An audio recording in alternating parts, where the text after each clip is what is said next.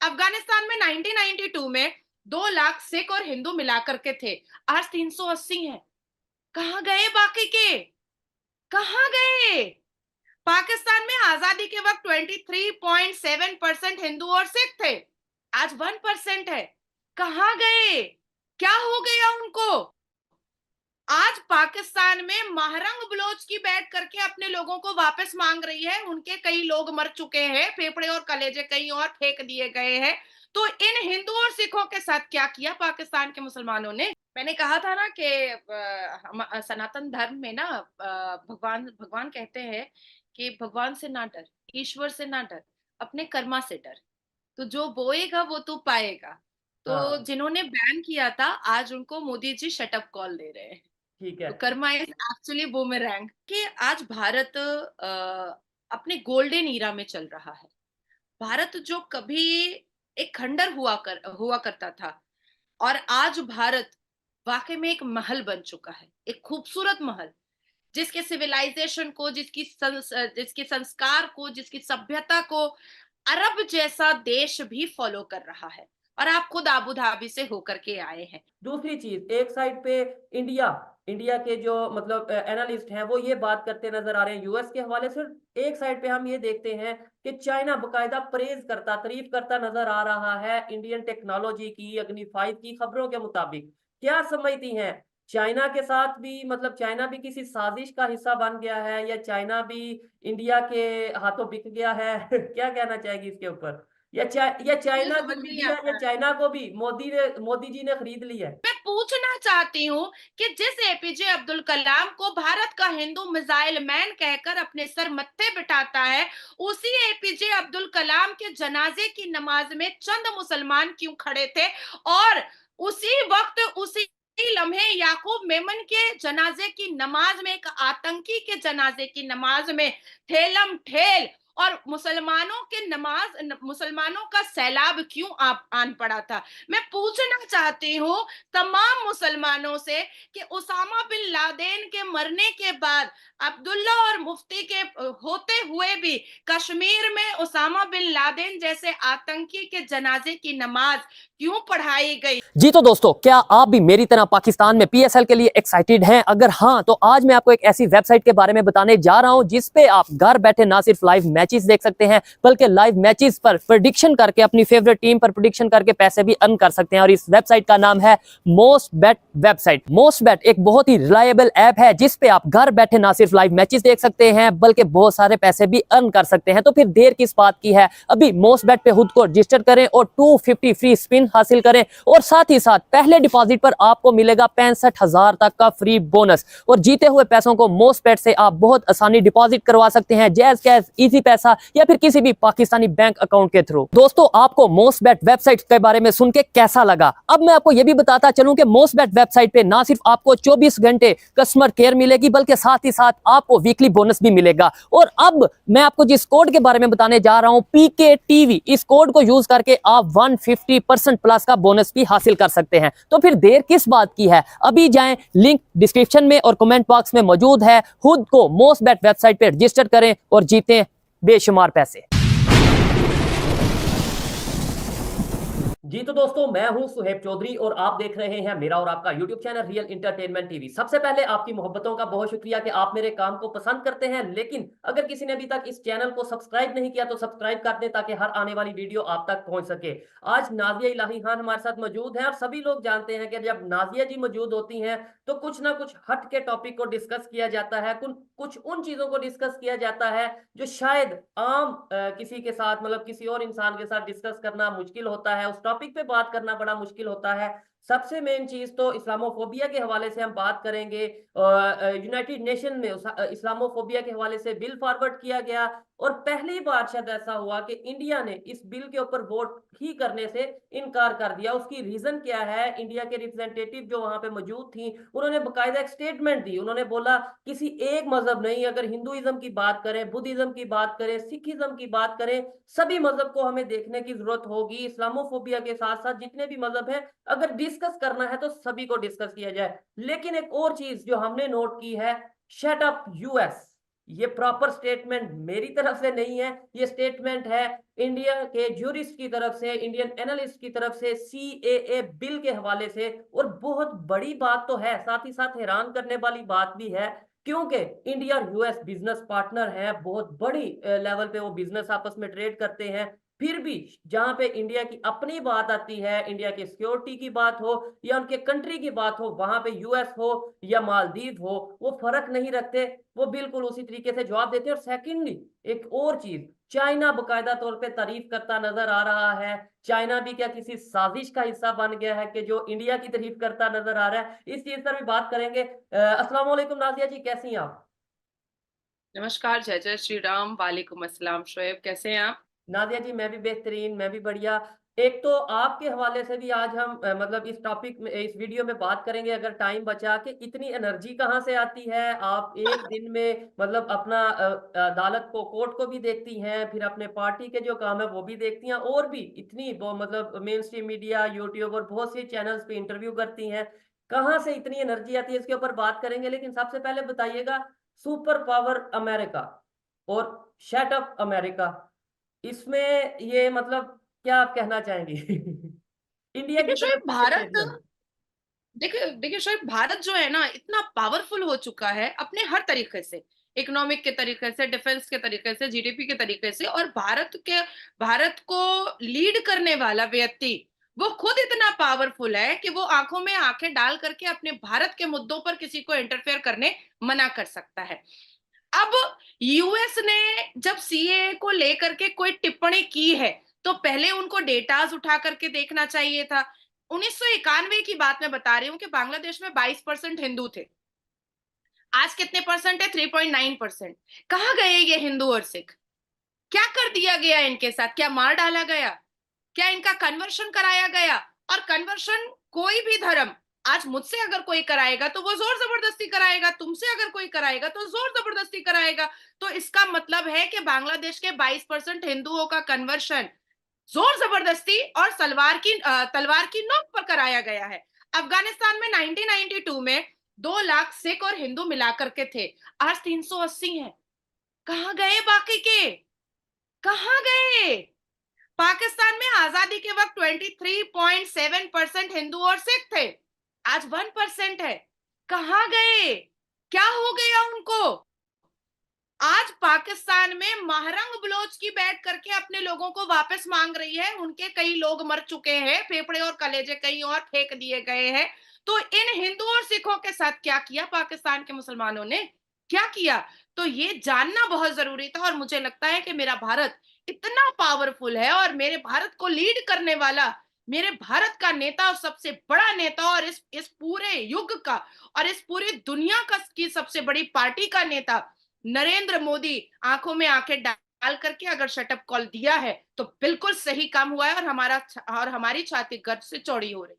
नादिया जी एक चीज जो मुझे अभी आपकी इस बात से मैं हैरान हुआ हूँ, हमें जब पाकिस्तान में हम किसी से पूछते थे कि भाई पाकिस्तान में पार्टीशन जब हुई 1947, तो उस टाइम पे ऑलमोस्ट जो हमें बताया जाता है 18%, 19%, 20% के राउंड अबाउट हिंदू थे। एक जो चीज मैं कहना चाह रहा हूँ, 25-30 जितने भी थे, लेकिन हमें जो 18% बताया जाता है, तो अगर मैं किसी से पूछता हूँ कि भाई वो कहाँ गए, तो आपने जो बात किया उसमें और जो जवाब हमें मिलता है उसमें बड़ा फर्क नजर आया। मतलब उसमें यह बताया जाता है कि भाई कॉमन सेंस वाली बात है कि जब 1971 में पाकिस्तान डिवाइड हुआ, बांग्लादेश अलहदा हुआ, तो बड़ी तादाद में हिंदू कम्युनिटी बांग्लादेश चली गई। लेकिन आप कह रही हैं कि बांग्लादेश में भी हिंदुओं की जो अगर परसेंटेज वाइज बात करें तो आबादी बिल्कुल कम हो गई। मतलब 22 हाँ, इतने परसेंट से वो डायरेक्ट 3.6% पे आ गई। 22% 1991 का डेटा कह रहा है। 1991 का बांग्लादेश का डेटा कह रहा है, जो आप भी गूगल में सर्च कर सकते हैं, कि 22% हिंदू थे, जिसमें से 3% 4%, उसी 22% में 3% 4% सिख भी थे। और आज 2024 की बात मैं बता रही हूँ कि 3.9% हिंदूज है, तो मतलब जिनका कन्वर्शन कराया गया, जिनको मार डाला गया। तो पाकिस्तान झूठ का जो एक ये है ना, अफवाह, वो अपने हर बच्चों को और अपनी हर पीढ़ी को सुनाया है। और बांग्लादेश भी ऐसे ही सुनाता और होगा, इसमें मुझे जो अफगानिस्तान भी ऐसे ही सुनाता होगा। इस पे मुझे थोड़ा फैक्ट भी लगता था, मतलब मैं अपनी बात करता हूँ और देखने वाले मुझे करेक्ट कर सकते हैं, मैं ओपनली बात मानता हूँ। मतलब मुझे ऐसा लगता था हाँ यार, मे भी ऐसा हो कि क्योंकि बांग्लादेश का बॉर्डर बिल्कुल इंडिया के साथ लगता है, तो ज्यादा जो हिंदू कम्युनिटी है वो वहां पे रहती हो, तो पार्टीशन टाइम वो जब 1971 में पाकिस्तान और बांग्लादेश, मतलब पाकिस्तान के दो हिस्से हुए, तो उस टाइम पे शायद हिंदू कम्युनिटी उधर चली गई हो। ये मैं जानता था कि डेफिनेटली यहाँ पे हिंदू कम्युनिटी, मतलब ये है कि मजहब चेंज और ये चीजें हैं, लेकिन मैं सोचा कि शायद 5% 10% वहां पे चली गई हो, जिसकी वजह से इतना इतना ग्राफ नीचे आया आबादी के हवाले से। खैर, और अफगानिस्तान ने के जो रिप्रेजेंटेटिव हैं उन्होंने भी कल स्टेटमेंट दी, उन्होंने बोला कि भाई यहाँ पे सभी मजहब के लोग आजाद हैं, और इंडिया के हवाले से उन्होंने बात करते हुए बोला।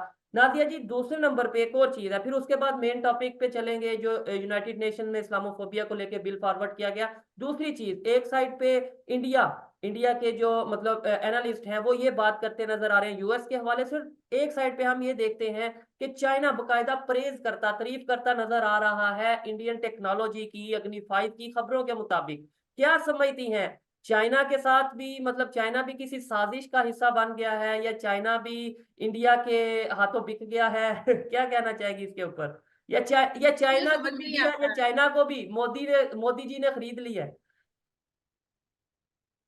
वाकई में इतना आसान होता है सबके उसूलों को, सबके रूल रेगुलेशंस को, सबके दिमाग को, सबके जज्बात को खरीदना? सच में इतना आसान होता है? नहीं, मुझे ऐसा हमारे इधर तो लगता ये है कंसेप्ट दिया कि जाता है मोर ना। देन 1.9 बिलियन हिंदुओं के बीच में रह करके भी आज भी नाजिया इलाही खान मुसलमान है। तो मेरे जज्बात को, मेरे उसूलों को, मेरे इस्लाम को तो कोई नहीं खरीद सका। और लोग मुझे ऐसे ही एक्सेप्ट करते हैं और पसंद करते हैं। लोग मुझे इसी तरह से पसंद करते हैं। मेरा 4 दिन का दौरा था दिल्ली में और मैं रोजे में थी, लोगों ने मुझे ऐसे ही पसंद किया, इसी हालात में पसंद किया। देखिए, चाइना बर्बाद होने के कगार पर है, ये किसी से छुपा नहीं है।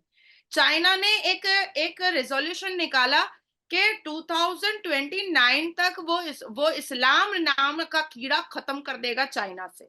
मुसलमानों के अंदर जो एक इस मजहब का जो एक सेंटिमेंट है वो खत्म कर दिया जाएगा। और चाइना जीडीपी बोलिए, इकोनॉमिकल बोलिए, या चाइना की चीजें जिस हिसाब से मेड इन चाइना की चीजों को जिस हिसाब से स्प्रेड कराया गया था, वो सारी चीजें अब धीरे धीरे एक बॉक्स में बंद होती हुई नजर आ रही हैं। यही चाइना है। और मैं आपके साथ ही सेशन पे बैठी थी जिसने आंध्र प्रदेश को लेकर के टिप्पणियां जी। की थी कि तुमने क्यों हाँ, सुरंग ये बना दिया, हमारा अब एरिया तो है। तुम ये कर दोगे, अब तो तुम वो कर दोगे। तो चाइना एक ऐसी चीज है, एक ऐसा देश है जो कब क्या बोलेगा ये उसको खुद भी पता नहीं है। उसको जहां फायदा दिखेगा वो भारत की तारीफ करता है, और जैसे ही 2 घंटे के बाद उसको लगेगा कि नहीं अब हमको भारत की बुराई करनी चाहिए, तो वो भारत की बुराई कर देता है। तो मैं एक्चुअली में चाइना को ना भारत सीरियस ले रहा है, और ना ही भारत के जितने भी इंटेलिजेंस डिपार्टमेंट है वो सीरियस ले रहा है। वो अपनी मनमर्जी से कभी तारीफ करता है और कभी कटाक्ष करता है, वो कर सकता है। पर बर्बादी चाइना की तय है, ये नजर आ रहा है। ठीक है। और मैंने ये इस सेंस में बोला कि क्या चाइना को या चाइना की मीडिया को भी इंडिया ने खरीद लिया, क्योंकि पाकिस्तान में ये एक आम तासुर है, मतलब हर एक इंसान की जुबान पे, खासतौर पे जो मीडिया की फील्ड से हैं, हर एक की जुबान पे ये रहता है कि मोदी मीडिया, मतलब इंडिया में जितने भी मीडिया चैनल हैं, एक दो नहीं, जितने भी मीडिया चैनल हैं, सभी को Indian prime minister Narendra Modi साहब ने खरीद लिया है। और इवन पाकिस्तान में भी मैं अक्सर शोएब इल्जाम। आपको एक इंसिडेंट बता देना चाहती हूँ। एक इंसिडेंट मैं बता देना चाहती हूँ कि गोदी मीडिया और मोदी जी मीडिया जी जी। मुसलमानों का एक नारा है। चाहे वो पाकिस्तान के मुसलमान हो, चाहे वो भारत के मुसलमान हो। मैं हर रोज नेशनल न्यूज चैनल पर बैठती हूँ, और जब भी मैं अपनी बातों को रखती हूँ तो सामने वाला कोई वारिस पठान हो या सैयद जवाद हो या मौलाना साजिद रशीदी हो, मैं तो नाम लेकर के बात करती हूँ, मैं डरती नहीं। वो लोग कहते हैं, एंकर को कह देते हैं कि आप तो गोदी मीडिया है, ऐसे मुंह पर बेइज्जत करते हैं। अब मैं पूछना चाहती हूँ कि 1971 में जब बांग्लादेश और पाकिस्तान के बीच में वॉर चल रहा था और अफरा तफरी का माहौल था, और जिसका जिसका इफेक्ट भारत पर भी था, क्योंकि यहाँ से ये दो जगहों से जो लोग जिंदगी बचाना चाहते थे वो घुसपैठिए हमारे भारत में भी घुसने की कोशिश में लगे हुए थे। ऐसे नाजुक मौके पर मारुति प्रोजेक्ट को लेकर के संजय गांधी, इंदिरा गांधी और राजीव गांधी ने जो नंगा नाच खेला था, और अपने ही देश को लूटने के लिए अरबों खरबों रुपए का जो एक षड्यंत्र और साजिश बनाया था, उसको भी तो गोदी मीडिया ने गांधी परिवार के उस साजिश को भी तो छुपा लिया। 11 साल का राहुल गांधी और उससे कुछ बड़ी या छोटी प्रियंका वाड्रा, वो भी बोर्ड मेंबर थे, वो भी बोर्ड मेंबर थे। सोनिया गांधी, वो जिस समय में आईपीएस और आईएएस ऑफिसर्स जब 40 रुपए और 180 रुपए कमाया करते थे, उस बोर्ड ऑफ डायरेक्टर होने पर सोनिया गांधी को 2500 रुपए मिला करते थे और साथ में नौकर सर्वेंट्स मिला करते थे, गाड़ियां मिला करती थी। और जब बाद में सर्वे किया गया उस मारुति गाड़ी का, तो पता चला कि ये टीन का डब्बा है और लोगों को बेवकूफ बना करके उनसे पैसा टानने का एक बहुत बड़ा प्रोजेक्ट गांधी परिवार ने निकाला है और देश को खोखला करने की साजिश गांधी परिवार ने की है। कहाँ है ये न्यूज? दिखाया जाए मुझे, लेकिन मैं दिखा सकती हूँ कि कहाँ है ये न्यूज और कहाँ छुपाया गया है इस न्यूज को। गांधी परिवार के इतने बड़ी चोरी को कहाँ छुपाया गया है, वो मेरे पास है। तो ठीक है। गोदी मीडिया तो गांधी परिवार रखा हमेशा, हम तो खुले आम रखे हैं। आप मेरे को बिठाते हैं, आप जो पूछते हैं मैं तथ्य के साथ उसका जवाब देती हूँ। मैंने तो कभी नहीं आपको बोला कि शोएब आप ये मत पूछिए, डेफिनेटली मैंने कभी अक्सर नहीं ये भी बात की, मैंने तो ओपनली बोला कि जी आप क्यों इतनी तारीफ करती हैं Indian prime minister Narendra Modi साहब की, आप क्यों इतनी तारीफ करती हैं। मतलब आपने उसका लॉजिकल जवाब दिया। लेट्स सवाल करना, आप किसी भी प्लेटफॉर्म पे जाते हैं, सवाल आपसे हो सकता है, हाँ एथिकल क्वेश्चन होना चाहिए, लॉजिकल क्वेश्चन होना चाहिए, चाहे वो आपके हक में हो चाहे आपके अगेंस्ट हो।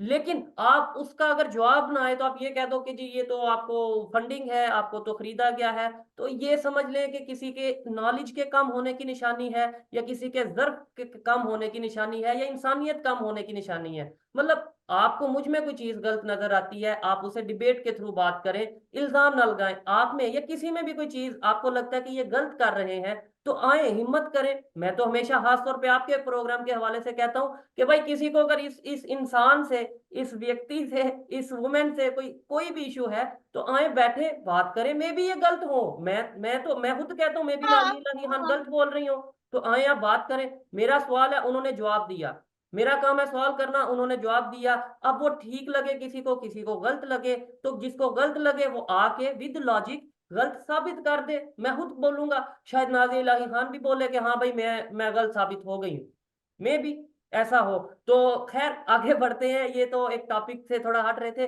नाज़िर जी ये बताइएगा कि, और एक और चीज मैंने Indian prime minister Narendra Modi साहब के हवाले से ये भी सुना है कि ये वही यूएस था जिसने 8-9 साल यूएस में, अमेरिका में नरेंद्र मोदी साहब की एंट्री को बैन रखा है। मतलब ये खबर हम सुनते हैं और आज वही यूएस को ये चीजें सुननी पड़ रही हैं, यानी कर्मा भी इसमें जो एक कंसेप्ट दिया जाता है वो देखने को मिल रहा है। मैंने कहा था ना कि सनातन धर्म में ना भगवान भगवान कहते हैं कि भगवान से ना डर, ईश्वर से ना डर, अपने कर्मा से डर। तो जो बोएगा वो तो पाएगा। तो हाँ जिन्होंने बैन किया था, आज उनको मोदी जी शटअप कॉल दे रहे हैं। ठीक है। तो कर्मा इज एक्चुअली बूमेरैंग।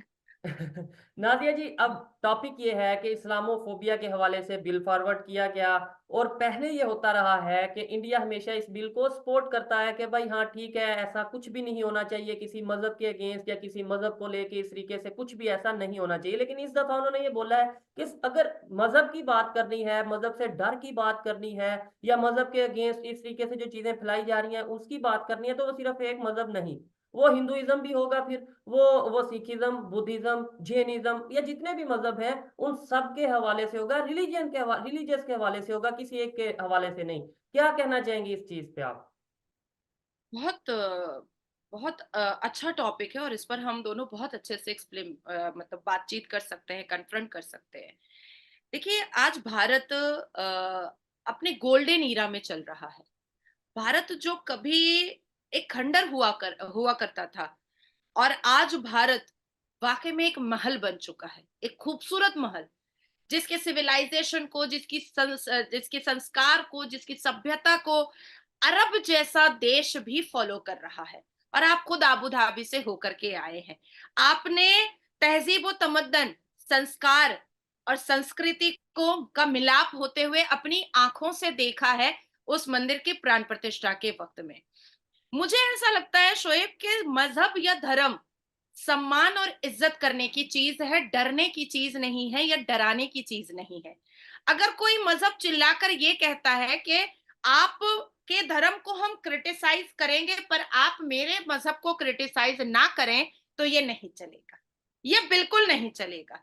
भारत के मुसलमान भारत के मुसलमान अगर वाकई में नहीं चाहते हैं कि किसी भी तरीके की जिहादी या आतंकी या जंगजू एक्टिविटीज भारत में हो और भारत का नाम खराब हो, तो मैं पूछना चाहती हूँ कि 38 मुसलमान आतंकी को जब अहमदाबाद ब्लास्ट मैटर में अहमदाबाद कोर्ट ने फांसी की सजा सुनाई थी, तो भारत के जमायतुल उलमाए हिंद ने अपनी तिजोरी और ताकत का पूरा पोटला क्यों खोल दिया था उन आतंकियों को बचाने के लिए।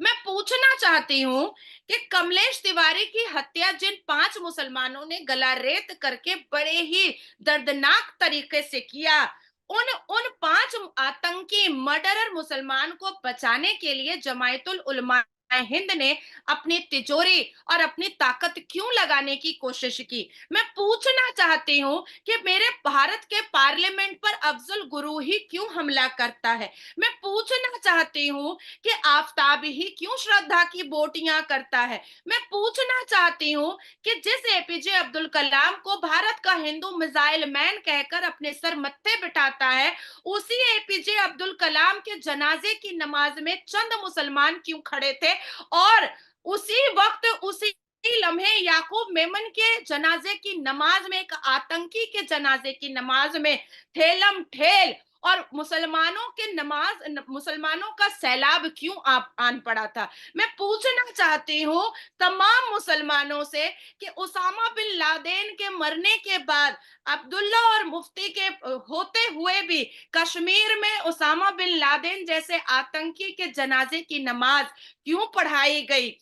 मैं पूछना चाहती हूँ कि रोहिंग्या मुसलमानों को बसाने के लिए फरहाद हकीम बंगाल में और अमानतुल्लाह दिल्ली में ऐसे राइट कराने के लिए क्यों उतावले हो जाते हैं। मैं पूछना चाहती हूँ कि मदर टेरेसा को, जिसको मैं भी सम्मान करती हूँ, उनको इंदिरा गांधी जी ने इतनी ज्यादा छूट क्यों दी थी कि वो क्रिश्चियनिटी को स्प्रेड कर रही थी और वो हिंदुओं को क्रिश्चियन में कन्वर्ट करा रही थी। ये वही मदर टेरेसा है जिन्होंने अस्पताल खुलवाए थे कांग्रेस की सरकार से पैसे डोनेशन ले लेकर के और बड़े बड़े उद्योगपति से डोनेशन लेकर के, पर वो जब खुद बीमार हुई तो वो विदेश चली गई अपने अपने इलाज के लिए। क्यों?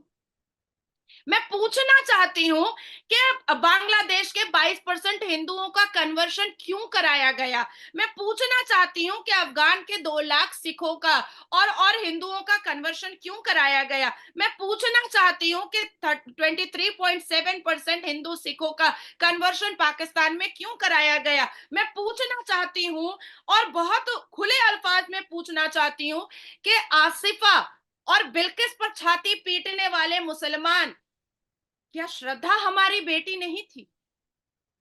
वो भी तो थी। लाखों लव जिहाद के मामले आए, लाखों बेटियों की इज्जत तार तार हुई और अभी हालिया में संदेश खाली में 10,000 से ऊपर हिंदू मां बहनों की इज्जत को तार तार किया गया। इसके बारे में कौन बात करेगा? शेख शाहजहां ने वस्त्र उतारे और उन महिलाओं के कपड़े उतारे शेख शाहजहां ने जिन महिलाओं के माथे पर सिंदूर था, पैर में आलता था, उनका ही कपड़ा उतारा गया। मैं पूछना चाहती हूं कि अब्दुल्ला परिवार और मुफ्ती परिवार के होते हुए भी यासीन मलिक और लश्कर तैयबा ने कश्मीर से कश्मीरी पंडितों को कैसे उखाड़ कर फेंक दिया, कैसे उनको बर्बाद कर दिया, कैसे खत्म कर दिया और कैसे उनकी बहु बेटियों के साथ बलात्कार किया, उनके कपड़े उतारे। मैं पूछना चाहती हूँ कि आखिर नाजिया इलाही खान सनातनियों के भीड़ में सुरक्षित क्यों है, लेकिन श्रद्धा मुसलमान के भीड़ में सुरक्षित क्यों नहीं है। मैं पूछना चाहती हूँ कि 1.2 बिलियन हिंदू, हम 14% भारत के मुसलमानों की नजर में नॉन बिलीवर कैसे हो गए। 535 मिलियन सिख को हम नॉन बिलीवर कैसे बोल सकते हैं। 30 मिलियन बुद्धिस्ट को हम कैसे नॉन बिलीवर बोल सकते हैं। हम मुसलमान अपने आप को इस अथॉरिटी की पोजीशन में क्यों डालते हैं कि हम किसी के धर्म को ये कहें कि तेरा धर्म तो है ही नहीं, सिर्फ मेरा ही धर्म है। हम कैसे कह सकते हैं? मैं पूछना चाहती हूँ कि बच्चे बच्चे के दिमाग में ये बात डाली गई कि गांधी जी का की हत्या जो है वो गोडसे ने की। बच्चा बच्चा जानता है। आप कहीं भी पूरी दुनिया में कहीं भी जाइएगा, बच्चे बच्चे के दिमाग में ये डाला गया। लेकिन मैं पूछना चाहती हूँ कि वजीर खान कौन था? मैं पूछना चाहती हूँ बहादुर शाह जफर कौन था? और क्यों गुरु गोविंद सिंह जी के पूरे खानदान को खत्म कर दिया? कभी आग में जलाकर, कभी तेल में छान कर, कभी तवे पे पका करके, कभी छाती चीर कर, कलेजा निकाल कर। क्यों? क्यों? इस बारे में कोई बात नहीं करेगा। इस बारे में कोई बात हो ही नहीं सकती है।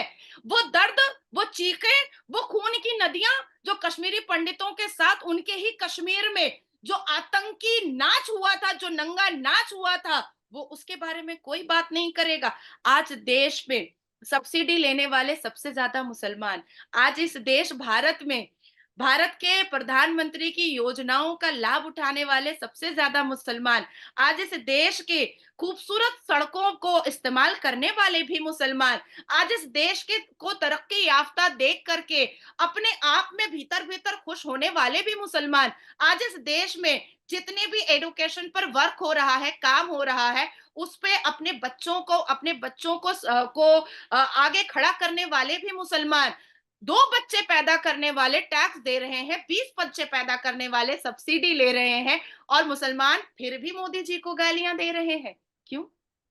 जानना तो पड़ेगा ना, समझना तो पड़ेगा ना। भारत बहुत गोल्डन पीरियड में है। भारत की तरक्की को अब कोई नहीं रोक सकता है। आने वाले 10 साल में शोएब, आप यकीन मानिए मेरी, मैं बड़ी जिम्मेदारी से ये बात कह रही हूं कि भारत से जुड़ने के लिए लोग घुटने पर खड़े हो जाएंगे। देश घुटना टेकेगा, अलग अलग देश, कि हमें भारत के साथ अच्छे संपर्क रखने ही पड़ेंगे।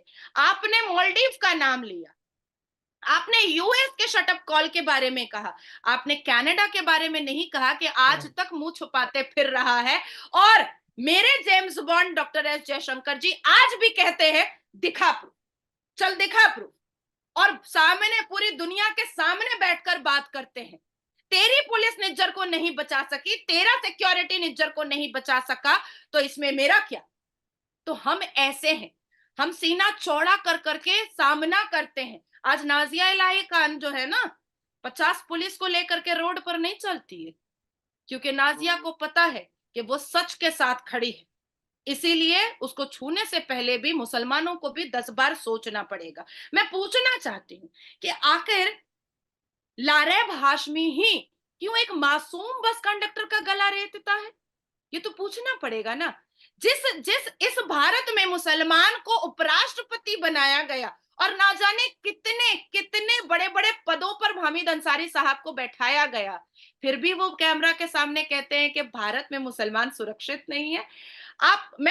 कल तक मैं दिल्ली में थी, आज मैं पश्चिम बंगाल में हूँ। रफी अहमद खुदवाई रोड में एक कॉलेज है, मौलाना आजाद कॉलेज, जहां आज भी जुमा में जमात लगा करके नमाज होती है।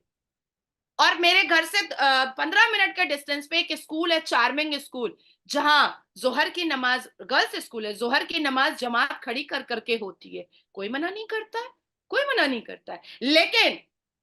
लेकिन राम मंदिर स्कूल में अगर बच्चियों को पूजा में खड़ा किया जाता है तो पत्थरबाजी हो जाती है। क्यों?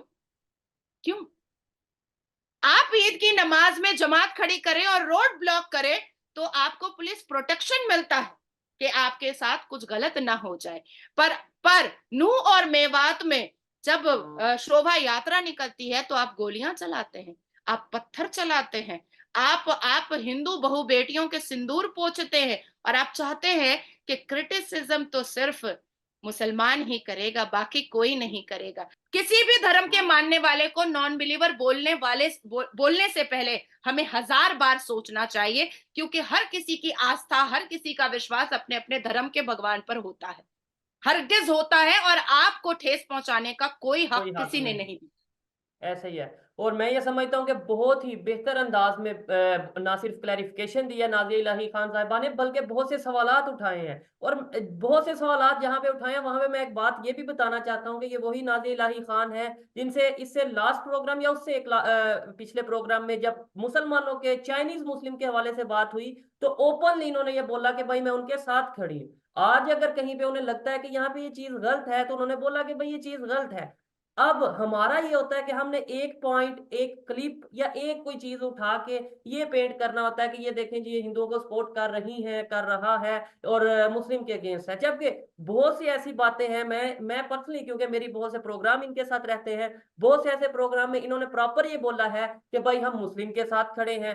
एट दी एंड मेरे ख्याल से इंसानियत के साथ खड़े होने का मतलब ये होता है कि चाहे हिंदू हो, मुस्लिम हो, जहां पे राइट पे हो उसके साथ खड़े हो, जहां पे गलती पे हो, चाहे मैं ओपनली कहता हूं अगर मुझे कोई हिंदू नजर आएगा जो गलती पे होगा, कोई मुस्लिम नजर आएगा जो गलती पे होगा, मुझे उन दोनों के अगेंस्ट बात करनी चाहिए। और साथ ही साथ जहां पे मुझे ऐसा लगे कि कोई हिंदू है अगर बेहतर कर रहा है तो मुझे अप्रिशिएट करने की जरूरत है, कोई सिख बेहतर कर रहा है तो मुझे अप्रिशिएट करने की, सीखने की जरूरत है।